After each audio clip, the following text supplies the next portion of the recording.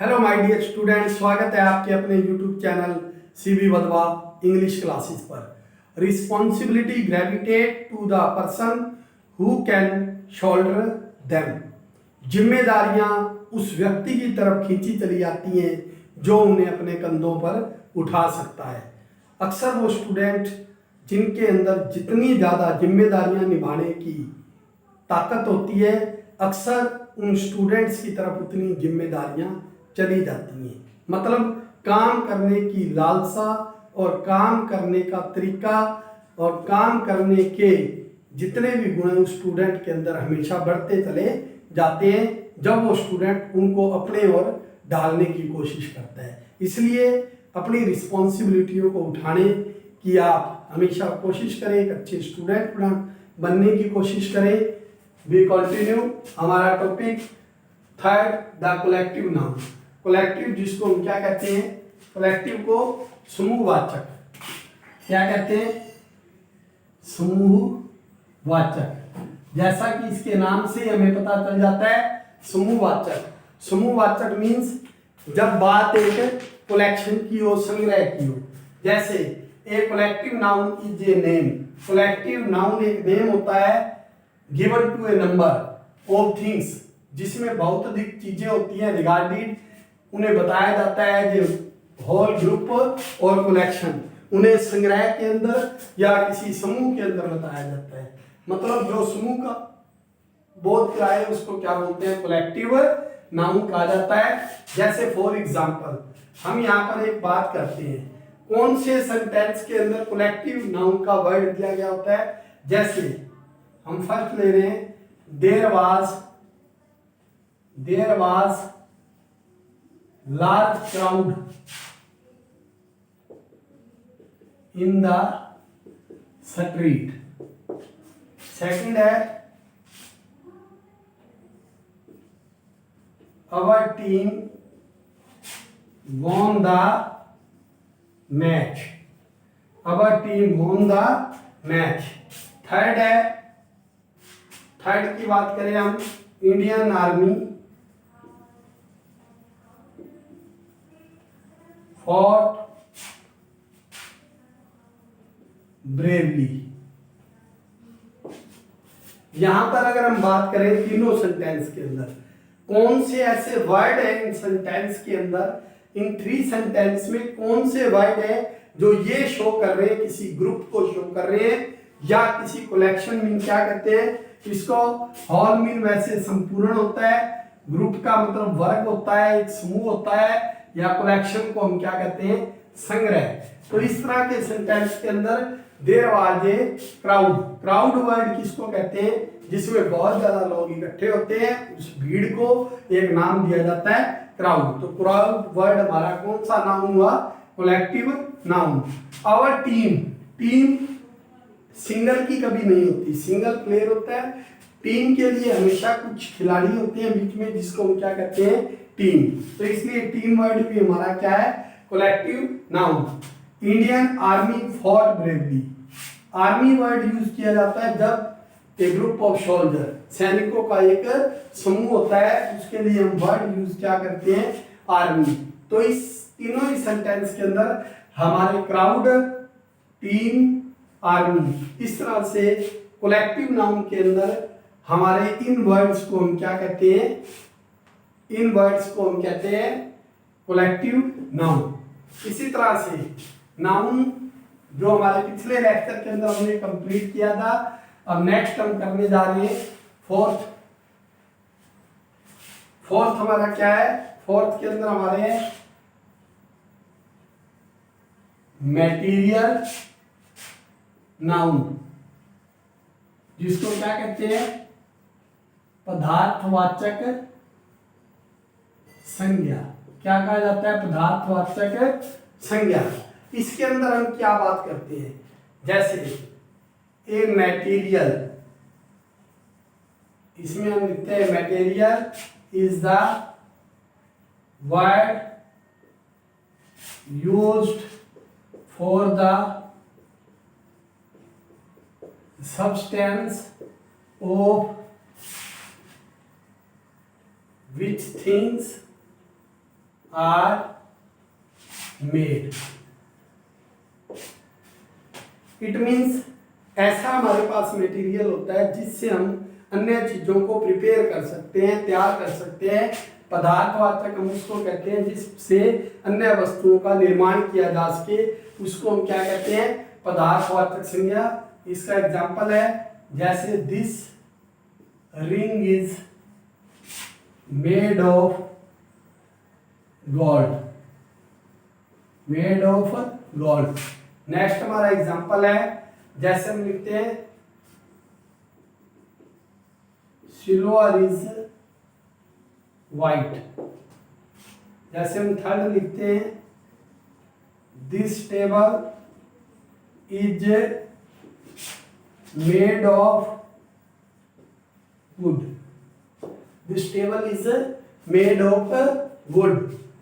Next है इसके अंदर जैसे this necklace is made of silver, made of silver. इसी तरह से हम एक एग्जांपल और ले लेते हैं इसका, जैसे Anita bought a tea set of silver। इस तरह से हमने इसके 3, 4 या 5 एग्जांपल लिए जिसके अंदर हमें पता है मटेरियल कौन से हैं जिनसे चीजें बनी हुई है। फर्स्ट के अंदर है this ring is made of gold, यह किस चीज की बनी है, गोल्ड की। यह रिंग सोने की बनी है। Silver is white, silver is white, silver is white. This table is made of would, तो ये वुड क्या है, ये भी एक पदार्थ है। This necklace is made of silver, तो ये सिल्वर भी क्या है, एक मटेरियल है। और अनीता बॉट, अनीता ने खरीदा है टी सेट ऑफ सिल्वर। तो आपने देखा यहाँ पर नेकलेस जिस पदार्थ से बना है वो सिल्वर है, टेबल जिससे बनी है वो वुड है। सिल्वर इज वाइट, वैसे ही कहा गया है सिल्वर सफेद होता है। This ring is made of, ring किससे बनी है, गोल्ड से। इस तरह से सेंटेंस के अंदर ये वर्ड आते हैं तो हम इनको क्या कहते हैं, इन सभी वर्ड्स को क्या कहा जाता है, मटेरियल। क्या कहा जाता है, मटेरियल नाउन। इन सब को क्या कहा जाता है, मटेरियल नाउन।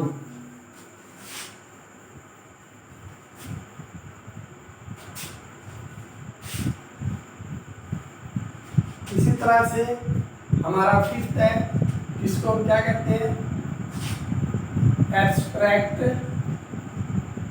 नाउन, या हिंदी में क्या कहते हैं, भाववाचक संज्ञा। भाववाचक संज्ञा। An abstract noun is a word, is the word used for an action, state or quality। भाववाचक संज्ञा, जिससे हमें भाव के बारे में पता चले। इट मीन्स इसमें क्या होता है, इन चीजों को हम क्या कर सकते हैं, केवल फील कर सकते हैं।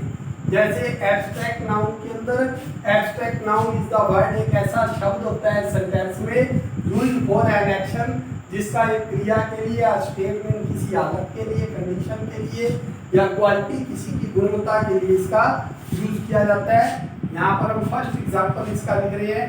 इसका फर्स्ट एग्जांपल हम ले रहे हैं, जैसे honesty is the best policy, honesty is the best policy. और सेकंड हम इसका क्या ले रहे हैं, जैसे laughter is the best medicine.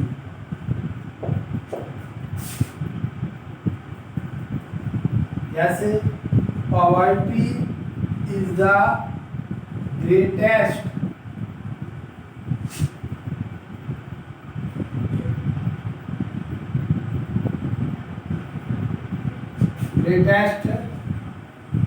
curse. Poverty is the greatest